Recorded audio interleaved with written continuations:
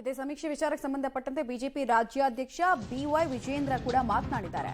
ಏನ್ ಹೇಳಿದ್ದಾರೆ ಅನ್ನೋದು ನೋಡ್ತಾ ಹೋಗೋಣ. ಸಿದ್ದರಾಮಯ್ಯ ಅತ್ಯಂತ ಆತುರಾತುರವಾಗಿ ಸಮೀಕ್ಷೆಯನ್ನು ಮಾಡಿಸ್ತಾ ಇದ್ದಾರೆ. ಮೈಸೂರಿನಲ್ಲಿ ಬಿಜೆಪಿ ರಾಜ್ಯಾಧ್ಯಕ್ಷ ಬಿವೈ ವಿಜೇಂದ್ರ ಅವರ ಅಭಿಪ್ರಾಯ ಇತ್ತು.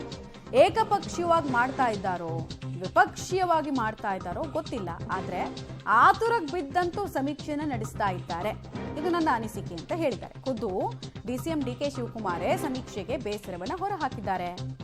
ಬಿಜೆಪಿ ರಾಜ್ಯಾಧ್ಯಕ್ಷ ಬಿವೈ ವಿಜೇಂದ್ರ ಡಿಕೆ ಶಿವಕುಮಾರ್ ಅವರ ಹೇಳಿಕೆಗಳನ್ನು ಅಸ್ತ್ರವಾಗಿ ಬಳಸ್ತಾ ಇದ್ದಾರೆ ಕಾಂಗ್ರೆಸ್ ಸರ್ಕಾರದ ವಿರುದ್ಧ.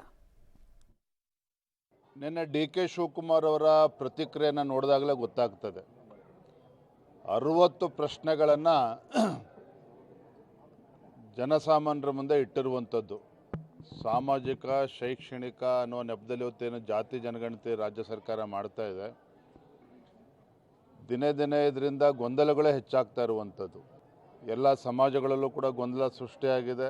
ಬೆಂಗಳೂರಿನಲ್ಲೂ ಕೂಡ ಅಂದರೆ ಯಾವ ರೀತಿ ಒಂದು ಪೂರ್ವ ತಯಾರಿ ಇಲ್ಲದೇ ಭಾಳ ಆತುರವಾಗಿ ಇವತ್ತು ರಾಜ್ಯ ಸರ್ಕಾರ ಅಂತ ನಿರ್ಣಯವನ್ನು ತೆಗೆದುಕೊಂಡಿದೆ ಅನ್ನೋದು ಮೇಲ್ನೋಟಕ್ಕೆ ಗೊತ್ತಾಗ್ತಾ ಇದೆ.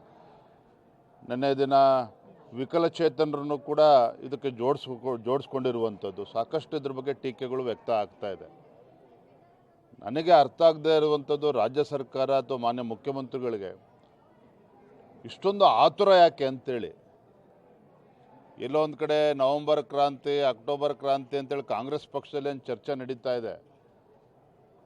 ರಾಜ್ಯದ ರಾಜಕಾರಣದಲ್ಲಿ ಆಗುವಂಥ ಕ್ರಾಂತಿಗೂ ಈ ಜನಗಣತಿಗೂ ಜಾತಿ ಜನಗಣತಿಗೂ ಎಲ್ಲೋ ಒಂದು ಕಡೆ ಇದೆಯಾ, ಇದರಲ್ಲಿ ಏನಾದರೂ ಕೂಡ ಅದಕ್ಕೆ ಏನು ಸಂಬಂಧ ಇದೆಯಾ, ಇದೆಲ್ಲವೂ ಕೂಡ ರಾಜ್ಯದಲ್ಲಿ ಚರ್ಚೆ ಆಗ್ತಾ ಇದೆ. ಒಟ್ಟಾರೆಯಾಗಿ